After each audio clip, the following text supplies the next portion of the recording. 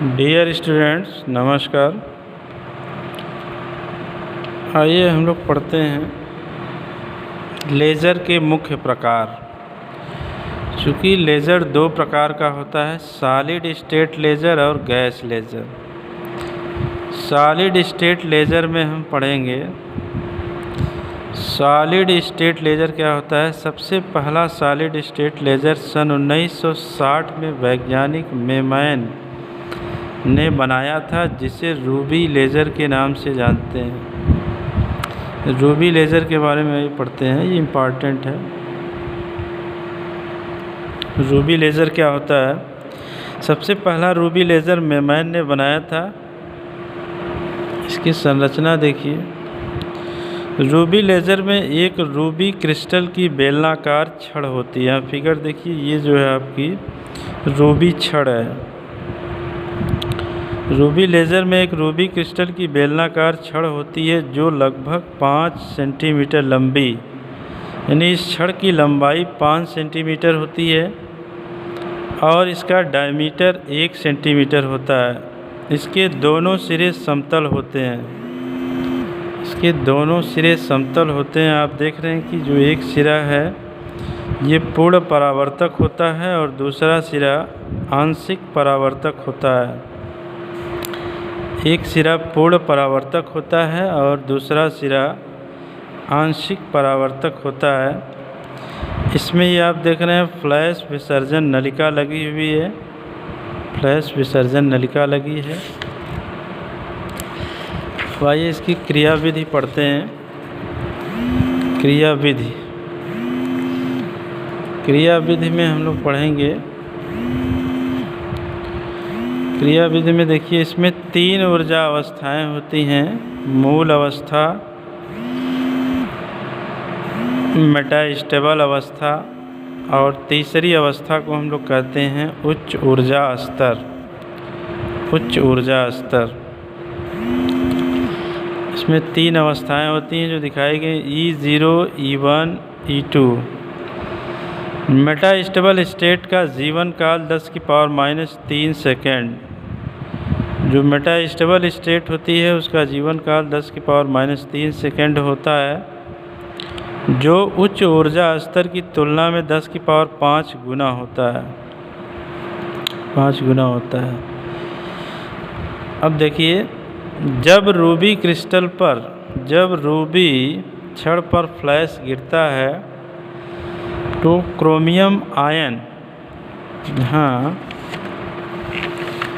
देखिए, जब इस रूबी क्रिस्टल पर फ्लैश गिरता है तो क्रोमियम आयन, चूँकि इसमें क्रोमियम गैस भरी होती है, क्रोमियम आयन हरे व पीले प्रकाश के फोटॉनों का उत्सर्जन करके, यहाँ आप देख रहे हैं कि जब हम क्रोमियम आयन पर फ्लैश गिराते हैं तो यह हरे और पीले प्रकाश के फोटॉनों को अवशोषित करके, यहाँ देख रहे हैं आप, दिखाया गया फिगर में पंपिंग। और पंपिंग हम लोग जानते हैं क्या होता है। जब हम किसी परमाणु को कुछ एनर्जी देकर लो यानी मूल अवस्था से हाई एनर्जी लेवल में भेजते हैं तो इस क्रिया को हम पंपिंग कहते हैं।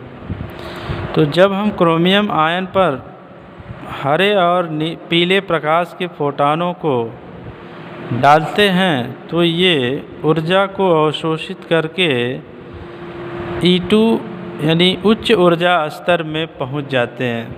यहाँ देख रहे हैं, अब 1 दिखाया गया है। ये ऊर्जा ले करके लो एनर्जी लेवल से हाई एनर्जी लेवल में पहुंच जाता है। लेकिन यह क्रोमियम आयन 10⁻³ सेकेंड, ये मेटास्टेबल स्टेट होती है।